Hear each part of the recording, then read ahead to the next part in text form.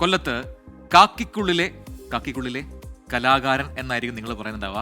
ഞാനൊന്ന് മാറ്റിപ്പറയാണ്, കാക്കിക്കുള്ളിലെ കർഷകൻ. അത്തരത്തിലൊരു കർഷകനെ പരിചയപ്പെടാൻ വേണ്ടിയിട്ടാണ് നമ്മൾ പോകുന്നത് കൊല്ലത്തേക്ക്. ഔദ്യോഗിക ജീവിതത്തിന്റെ തിരക്കിനിടയിലും വിശ്രമ ജീവിതത്തിലുമൊക്കെ കൃഷിയെ തന്നോട് ചേർത്ത് പിടിക്കുന്ന ഒരു കടവൂരുകാരനാണ് കക്ഷി സതീശൻ പിള്ള. കാണാം സതീശൻ പിള്ളയുടെ കൃഷി വിശേഷങ്ങൾ.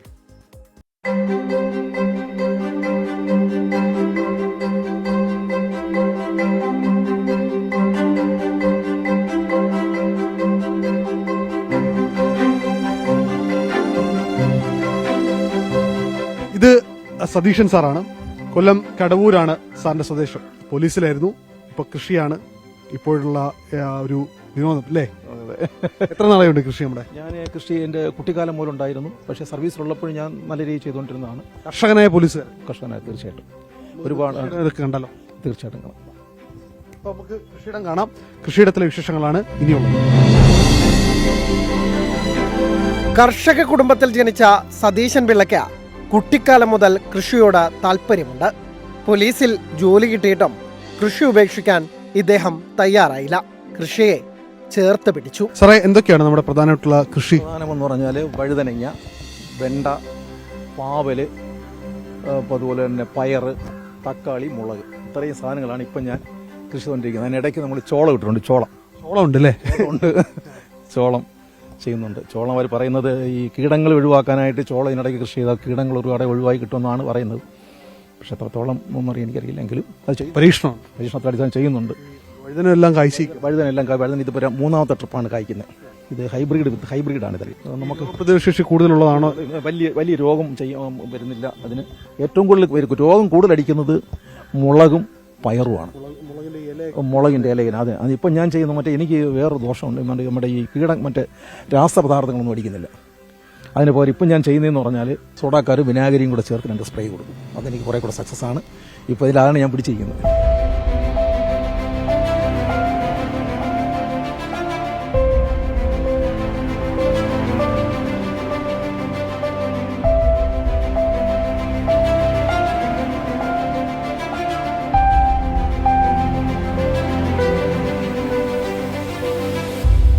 ഈ വീട്ടിലേക്ക് ആവശ്യമായ സാധനങ്ങളെല്ലാം തന്നെ നമുക്കിവിടെ കിട്ടുന്നുണ്ട്.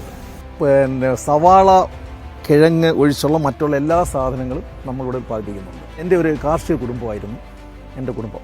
അപ്പോൾ ഞാൻ കുട്ടിക്കാലം പോലെ 5, 6 പഠിക്കുമ്പോൾ പോലും ഞാൻ കൃഷി ചെയ്ത് എൻ്റെ അന്നത്തെ സ്കൂളിൽ അധ്യാപകർ വന്ന് എൻ്റെ വീട്ടിൽ നിന്ന് ഈ വെണ്ടയ്ക്ക, അന്ന് ഗ്രാമസേവകനാണ്, അന്ന് കൃഷിഭവനല്ല, ഗ്രാമസേവകന്മാർ വീട്ടിൽ വരികയും അന്ന് ഏറ്റവും നല്ല കളർഫുൾ നോട്ടീസ് ഈ പ്രിന്റഡ് പേപ്പറുകളാണ് അവർ തരുന്നത്. അതിൻ്റെ അന്നത്തെ അതുമൊക്കെ കൊണ്ടുവന്ന് അത് നോക്കി മനസ്സിലാക്കിയതിന് ശേഷമാണ് ഞാൻ അന്ന് അതിൽ തുടങ്ങി. അങ്ങനെ 71 കേരളത്തിലെ KSUവിന് ഓണത്തിന് ഒരു പറ നെല്ലെന്നും പറഞ്ഞൊരു പ്രോഗ്രാം ഉണ്ടായിരുന്നു. പ്രാക്കള സ്കൂളിൽ ഞാൻ പഠിക്കുമ്പോൾ അന്ന് VM സുധീരനാണ് KSUവിൻ്റെ സംസ്ഥാന പ്രസിഡന്റ്. അദ്ദേഹത്തിൻ്റെ ഒരു സ്കീമിലുണ്ടായിരുന്നു ഓണത്തിന് ഒരു പറ നെല്ല് കേരളത്തിലെ മൊത്തം വിദ്യാർത്ഥികൾക്കും കൊടുത്തു. ഒരു സ്കൂളിൽ 10 പേർക്ക് വീതം കൊടുത്തു. അങ്ങനെ ഒന്ന് എനിക്കായിരുന്നു. ആ ഒരു പറ നെല്ല് ഉൽപ്പാദിപ്പിച്ച് സ്കൂളിൽ കൊണ്ട് കാണിക്കുകയും അത് ഏറ്റവും കൂടുതൽ അപ്രീഷിയേറ്റ് ചെയ്ത് അവിടെയുള്ള എല്ലാ അധ്യാപകരും എല്ലാവരും തന്നെ. ഈ ജോലിക്കൊപ്പം നമ്മുടെ ഇങ്ങനെയായിരുന്നു ഈ കൃഷിയും കൂടെ കൊണ്ടുപോയി. ജോലിക്കൊപ്പം ജോലി കഴിഞ്ഞ്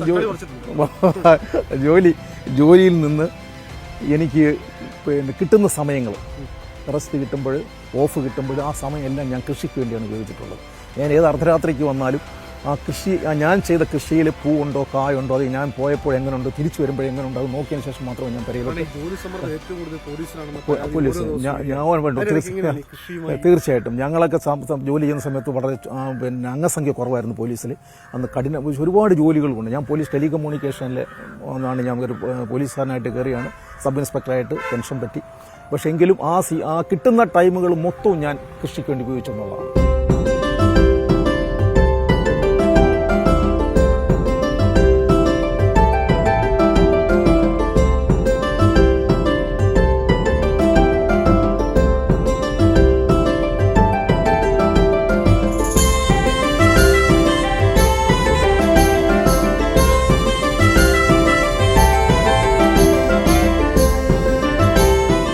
രക്തസമ്മർദ്ദം കുറയ്ക്കാൻ എനിക്ക് ഇതുവരെ ഒരു അസുഖവും പ്രത്യേകിച്ച് ഒരു അസുഖം എനിക്കുണ്ടായിട്ടില്ല. അപ്പം രോഗപ്രതിരോധ ശക്തി കൂടുന്നത് ഈ കൃഷിയിൽ നിന്നാണെന്നാണ് ഞാൻ പഠിച്ചത്. എൻ്റെ തീർച്ചയായിട്ടും ഒരു രാസവളവോ എനിക്ക് പണ്ട് ഞാൻ ഗോമൂത്രം ചാണകവും ഗോമൂത്രവുമാണ് ഞാൻ ഇതിന് കൃഷിക്ക് വേണ്ടി ഉപയോഗിക്കുന്നത്. അതുകൊണ്ട് രാസവളങ്ങൾ യാതൊന്നും ഞാൻ ഉപയോഗിക്കുന്നത് എല്ലുപൊടി വാങ്ങുന്നത്.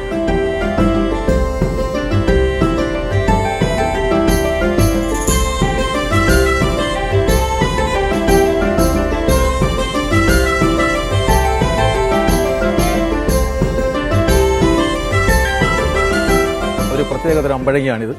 ഇത് പഴയ നമ്മുടെ പണ്ട് നാടൻ അമ്പഴങ്ങയ്ക്കകത്താണ് പുളിയുണ്ട്, അതിന് നാര് കൂടുതലാണ്. പക്ഷേ ഇത് നമ്മൾ സ്വീറ്റാണ്. നമ്മൾ പഴുത്ത് കഴിഞ്ഞാൽ നമുക്കിത് മാങ്ങാ പുളി തിന്നുന്നതാണ്, നമുക്ക് പുളി തിന്നാൻ പറ്റും. സ്വീറ്റ് അമ്പഴങ്ങയാണ്. ഇത് പച്ചയ്ക്ക് അച്ചാറിടാൻ പറ്റും. അവിടെ ഒരുപാട് ഉപയോഗങ്ങൾ ഉണ്ട് ഇതിന് കൊണ്ട്. അതാണ്ട് ഇത് അബിയു എന്ന് പറഞ്ഞൊരു പഴമാണ്. തുടങ്ങിയതേ ഉള്ളൂ, കാ പിടിച്ച് തുടങ്ങിയുള്ളൂ, കായില്ല, കായൻ്റെ സീസണായില്ല. അബിയുവാണിത്. ഇത് സ്റ്റാർ ഫ്രൂട്ട്, ഇതും സ്വീറ്റാണ്.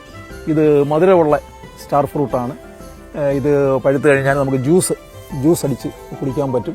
നമുക്ക് ഏറ്റവും കൂടുതൽ പച്ചക്കറി കടകളിൽ നിന്ന് വിഷം കിട്ടുന്ന ഒരു വിഷാംശം അടങ്ങിയ ഒരു സാധനം കിട്ടുന്നതാണ് കറിവേപ്പില. പക്ഷേ നമുക്ക് ഭംഗിയായിട്ട് ഒരു ചെലവുമില്ലാതെ നമുക്ക് കൃഷി ചെയ്യാൻ പറ്റുന്ന ഒരു സാധനമാണ് ഈ കറിവേപ്പില. അതിനകത്ത് വലിയ വളത്തിന്റെ ആവശ്യമോ അല്ലെങ്കിൽ വലിയ കീടനാശിനിയുടെ ഒരു കാര്യം ആവശ്യമില്ല. നമ്മുടെ നാട്ടിൻ പ്രദേശത്ത് ഭംഗിയായിട്ട് ചെയ്യാൻ പറ്റുന്ന ഒരു ഇതാണ്. ഞാൻ എല്ലാ ദിവസവും ഏതാണ്ട് 100 രൂപയുടെ കറിവേപ്പില ഡെയിലി ഇത് ഇവിടുന്ന് ആൾക്കാർ വന്ന് വാങ്ങിക്കൊണ്ട് പോകും. ഗോമൂത്രം കോരി ഒഴിച്ചു കൊടുക്കും, പിന്നെ ചാണകപ്പൊടി ഇട്ട് കൊടുക്കും. ഇതാണ് എൻ്റെ വളം.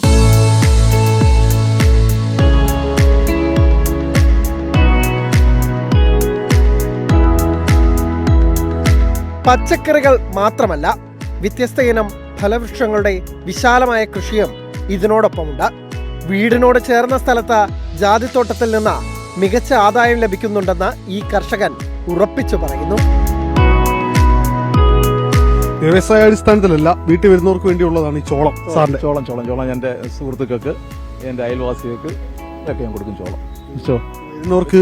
വരുന്നവർക്ക് കൊടുക്കുന്ന ഒരു നാച്ചുറൽ ആയിട്ടുള്ള ഫുഡാണ്. ചോളമാണ് ഇത്. വൈറ്റ് ആണ് ഇത്, വെള്ളച്ചോളം. ചോളം അങ്ങനെ പ്രത്യേകിച്ച് കണ്ടിട്ടില്ല. പ്രത്യേകിച്ച് വെള്ളച്ചോളം കൂടില്ല. ഇതെനിക്ക് ദക്ഷിണാഫ്രിക്കയിൽ നിന്ന് എൻ്റെ ഒരു ബന്ധു വന്നപ്പോൾ എൻ്റെ ജ്യേഷ്ഠത്തിൻ്റെ മകൻ വന്ന് കൊണ്ടുവന്നതാണ്.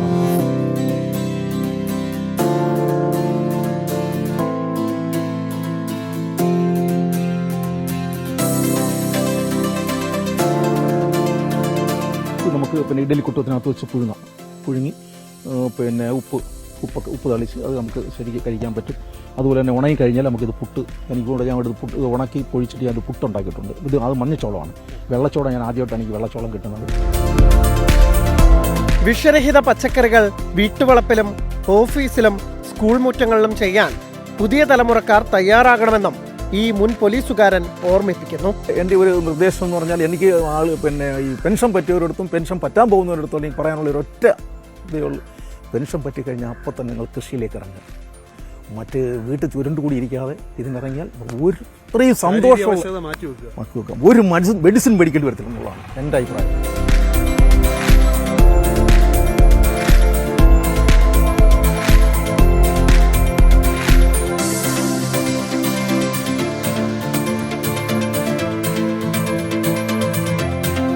വിശ്രമ ജീവിതത്തിൽ കൃഷിയുടെ നല്ല പാഠങ്ങൾ മലയാളിക്ക് പകർന്നു നൽകുകയാണ് സതീശൻ എന്ന ഈ റിട്ടയർഡ് പോലീസ് ഉദ്യോഗസ്ഥൻ. കൊല്ലം കടവൂരിലെ സതീശൻ സാറിന്റെ വീട്ടിൽ നിന്ന് ക്യാമറാമാൻ അരുണ സാറിനൊപ്പം അരുൺ രാജ്, 24.